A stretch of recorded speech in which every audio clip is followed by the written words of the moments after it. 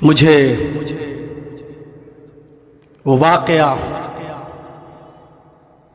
معلوم ہے جو ایسٹ انڈیا کمپنی میں آج تک لکھا ہوا ہے۔ جب برٹش گورنمنٹ تھی، انگریزوں کی یہاں حکومت تھی، تو ایک مندر کو لے کر، مسجد کو لے کر کسی بات پر وواد پیدا ہو گیا تھا۔ پتہ نہیں چل رہا تھا کہ یہ مسجد تھی یا مندر۔ جھگڑا عروج پر پہنچا۔ اس انگریز جج نے ہندوؤں سے کہا، کیا تمہارے پاس کوئی ایسا آدمی ہے جو اس زمانے میں موجود رہا ہو اور اس نے اپنی آنکھ سے دیکھا ہو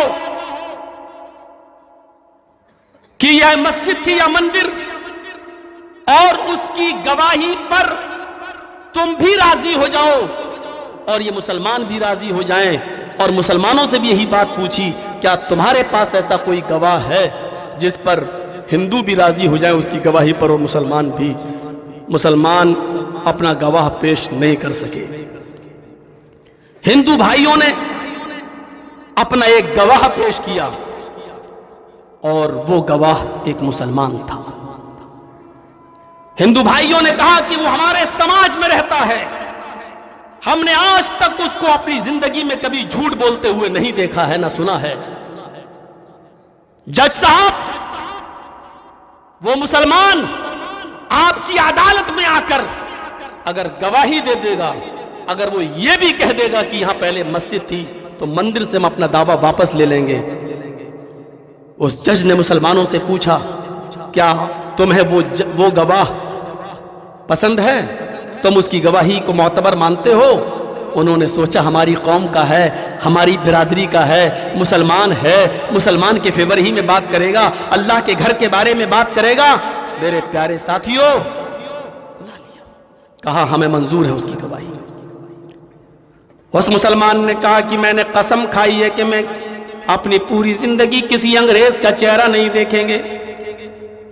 اس انگریز نے کہا کہ جج نے کہا کہ میں اپنی پیٹھ گھما لوں گا، مجھے صرف تمہاری گواہی درکار ہے، تم میرا چہرہ نہیں دیکھنا چاہتے ہو مت دیکھو، لیکن تمہاری ایک گواہی سے ایک جھگڑا ختم ہو جائے گا، آؤ اور عدالت میں گواہی دے تو بس تمہاری آواز میرے کانوں تک پہنچ جانی چاہیے۔ وہ اس شرط پر عدالت میں حاضر ہوئے کہ میں تمہارا چہرہ نہیں دیکھوں گا۔ اس نے کہا ٹھیک ہے، میں اپنا چہرہ نہیں دکھاؤں گا۔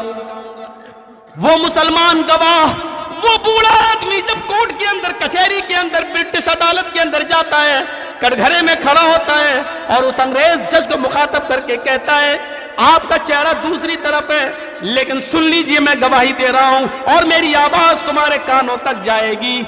جس جگہ پر مندر و مسجد کا جھگڑا ہے، میں نے اپنی زندگی میں اس جگہ پر مندر دیکھا ہے، میں نے وہاں مسجد کبھی نہیں دیکھی ہے۔ مسلمانوں کا دعویٰ جھوٹا ہے، مسلمان بے ایمانی کر رہے ہیں، یہاں کبھی کوئی مسجد نہیں تھی، ہم نے جب بھی وہاں دیکھا تو مندر ہی دیکھا ہے، مسلمان اپنے دعوے میں جھوٹے ہیں۔ اس نے یہ گواہی دی اور یہاں سے چلے آئے، اور وہ گواہ وہاں سے چلا آیا اور فیصلہ مندر کے حق میں ہو گیا۔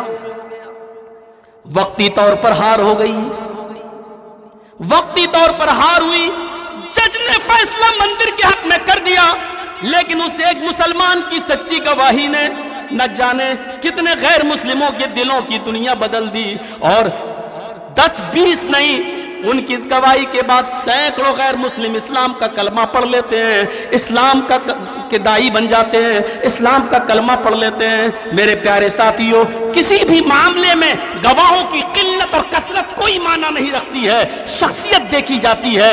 جو گواہی دے رہا ہے اس کا بھرم کتنا ہے، گواہی دینے والا اپنے سماج میں معتبر کتنا ہے، اپنے سماج کے اندر، اپنی سوسائٹی کے اندر اس کی عزت کتنی ہے۔ میرے پیارے ساتھیوں، یہاں محمد رسول اللہ کو جو گواہ بنایا جا رہا ہے، معاف کیجئے گا، آپ کی گواہی جنت کے تعلق سے ہے، جہنم کے تعلق سے ہے، حشر و نشر کے تعلق سے ہے، قیامت کے تعلق سے ہے، فرشتوں کے تعلق سے ہے، کہ لوگوں، جس نے اپنی پوری 23 سالہ نبوی زندگی میں बल्कि उससे भी पहले पैदाइश से लेकर 40 साल तक, जब तक नबी नहीं बने थे, इस 40 साल जिंदगी में भी जब कभी उसने झूठ ना बोला हो, कभी किसी की अमानत में खयानत ना की हो, कभी किसी से वादा खिलाफी ना की हो, तो 40 साल के बाद 63 साल तक अपनी नबी जिंदगी में वो झूठ कैसे बोलेगा? और फिर उसने उसमें भी झूठ नहीं बोला।